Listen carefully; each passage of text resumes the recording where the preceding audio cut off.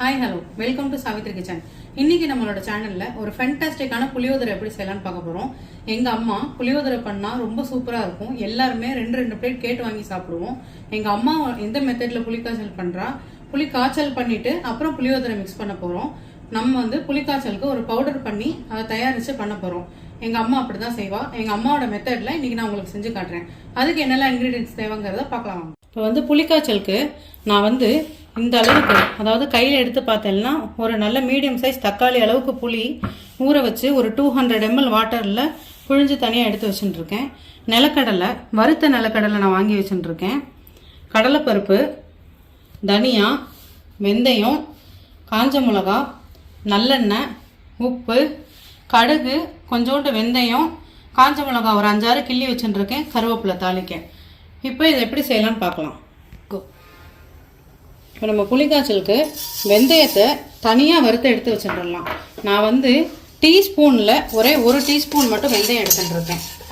தனியாவோட ratio பார்த்தீங்கன்னா table ஸ்பூனில் ஒரு 2.5 டேபிள் ஸ்பூன், கடலைப்பருப்பு 2 டேபிள் ஸ்பூன் எடுத்து வச்சுட்டுருக்கேன். வேர்க்கடலை ஒரு 50 கிராம் கிட்ட எடுத்து வச்சுட்டுருக்கேன். காஞ்ச மிளகா ஒரு 18 நம்பர் எடுத்து வச்சுட்டுருக்கேன். நல்லெண்ணெய் ஒரு 4 குழிக்கரண்டி, பச்சரிசி வடித்து ஒரே 1 டம்ளர் பச்சரிசி வடித்து இதை எடுத்து வச்சுட்டுருக்கேன்.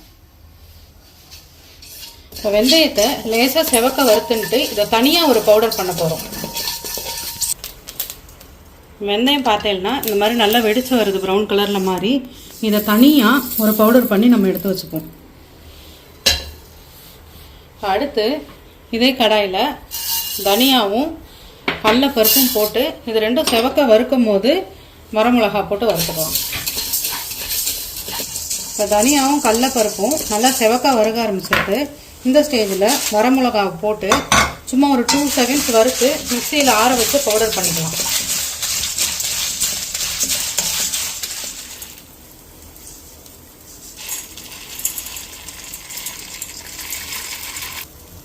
நம்ம வறுத்தது ஆறுறதுக்குள்ளே நம்ம இங்கே புளிக்காய்ச்சலுக்கு ஒரு தாளிப்பு கொடுத்துக்கலாம்.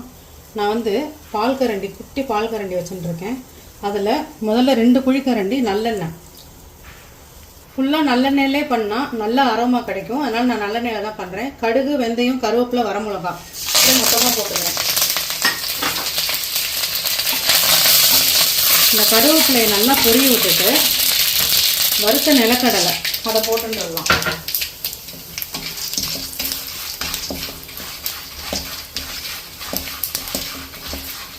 லேசாக நிலக்கடலையோட கலர் மாறும்போது நம்ம கரைச்சி வச்சுட்ட புளி ஜலத்தை விட்டுக்கலாம்.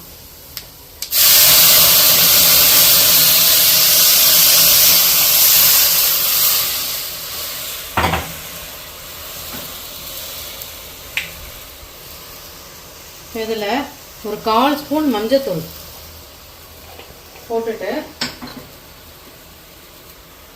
இதுக்கு தேவையான அளவு உப்பு போட்டு இது நல்லா ஒரு 10 நிமிஷம் கொதிக்க விட்டுருவோம்.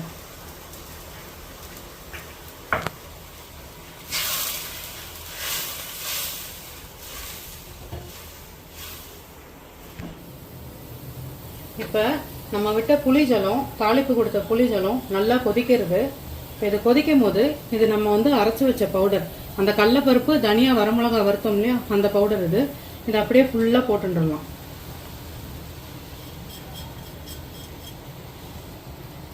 இதை ஒரு கலக்கிப்போம்.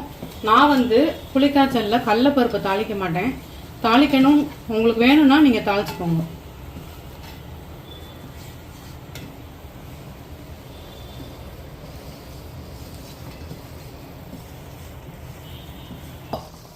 இப்போ நம்ம அந்த பவுடர்லாம் சேர்த்து நல்லா கோச்சுன்னு வருது புளிக்காய்ச்சல். நான் ஏற்கனவே 2 குழிக்கரண்டி எண்ணெய் விட்டேன். இப்போ இன்னொரு குழிக்கரண்டி எண்ணெய் விடுறேன். நான் மொத்தம் 5 குழிக்கரண்டி எண்ணெய் எடுத்து வச்சுட்டுருக்கேன். கொதிக்கும் போது நம்ம எண்ணெய் சேர்த்தோம்னா இன்னும் நல்லாயிருக்கும்.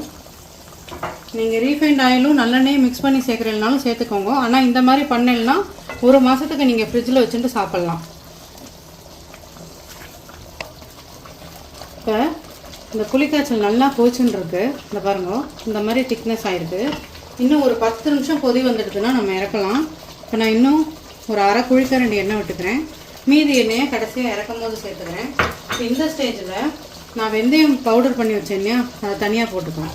ஏன்னா முதல்ல வெந்தய பவுடர் போட்டோம்னா கசந்து போயிடும். அதனால் கடைசியாக போடுறோம் நம்ம.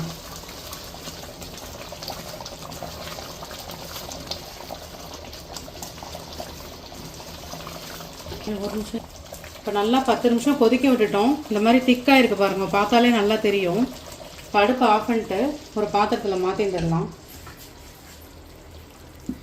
நல்லா ஆற வச்சுட்டு ஸ்டோர் பண்ணிக்கோங்க ஃப்ரிட்ஜில் ஸ்டோர் பண்ணும் போது, இல்லைன்னா வீணாக போயிடும். இப்போ நம்ம புளிக்காய்ச்சலை நல்லா எண்ணெய் விட்டுண்டு கலந்து வச்சுட்டோம். இதுலேருந்து கொஞ்சம் எடுத்து நான் ஏற்கனவே பச்சரிசி சாதம் வடித்து ஆற வச்சுருக்கேன், அதில் துளி போட்டுண்டு நல்லா கலந்து விட்டுன்றோம். நல்லா செய்யும் போதே நல்ல வாசனை. நாளைக்கு ஆடிப்பெருக்கு, ஆடிப்பெருக்குக்கு 5 வகையான கலந்த சாதம் பண்ணுவோம். புளிக்காய்ச்சலை முதல் நாளே நம்ம இப்படி பண்ணி வச்சுட்டோம்னா கார்த்தால எழுந்துட்டு சாதம் மட்டும் வடித்து கலந்த சாதம் பண்ணுறதுக்கு ஈஸியாக இருக்கும். நம்மளுக்கு குழந்தைகள் ஸ்கூலுக்கு போகிறதுக்குள்ளே டக்கு டக்குன்னு செஞ்சு கொடுத்துடலாம்.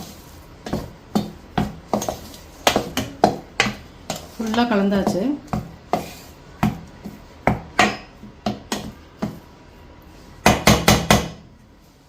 இப்போ புளிக்காய்ச்சல் பண்ணி சாதத்தில் போட்டு கலந்தா இதான் புளியோதரை.